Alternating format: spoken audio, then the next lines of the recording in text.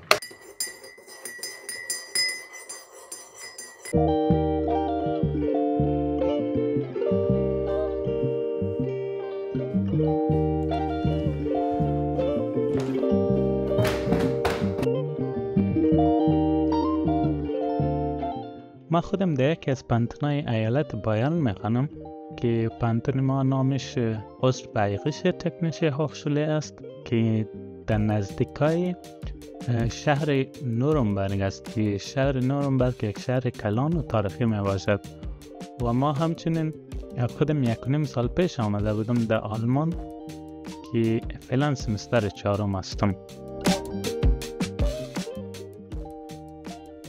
در آلمان که است پانتونا که است معمولا مفت می باشه، رایگان می باشه، برعکس امریکا و یا انگلیس که اونجا که است فیس دانشگاه و یا پانتونشان خیلی قیمت می باشه و در پلوی از آلمان که است تیکت ماهانه برای محصولا داره که همراه از تیکت ما میتونیم تمام آلمان را چکر بزنیم یا بریم در یک تیکت که او مصرف پانتون داده میشه و یا اگر از طرف پانتون داده نشه او که از همی شرکت های ترانسپورتی که است را در یک قیمت خیلی پایین یعنی 50% تخفیف میده و یا بعضی وقت از او کده زیادتر برای محصلان ارائه امنا.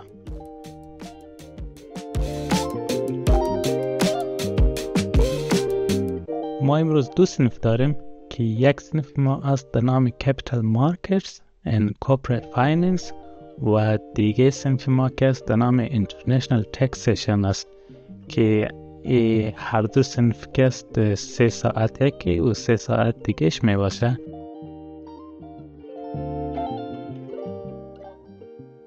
بعد از صنف کتابخانه رفتم و چون که بعضی مضمونای ما سمستر 3 و 2 مانده بود گفتم باش که یکم درس بخوانم و بعضی مضمونایم که است مربوط ریاضی میشه که خیلی سخت می باشه و یک چند ساعت درس خوندم.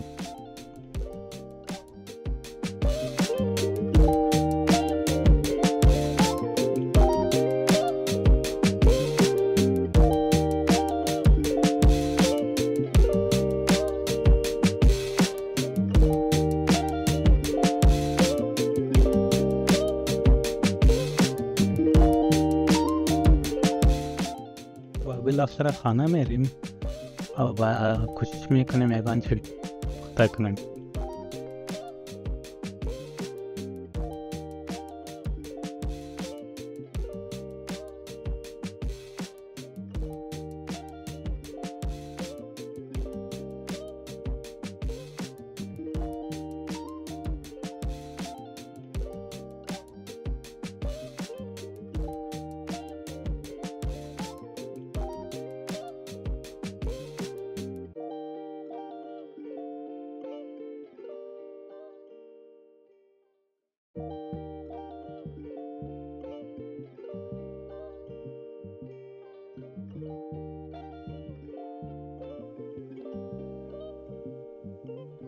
این بود یک روز زندگی ما.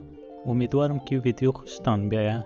تقریبا تمام روزا میرقم از دیگه پانتون میریم خانه یگان چی میبزیم و بعضی وقتا یکم در خانه درس میخوانیم و بجز روزایی که کار میرم دیگه تمام روزا میرقم میباشه. زندگی یک محصول که است و بعضی وقتا اگر بیرون برم چکر دیگه تمام روزا میرقم میباشه. امیدوارم که ویدیو خوشتان بیاید. تا ویدیوی بعدی، خداحافظ.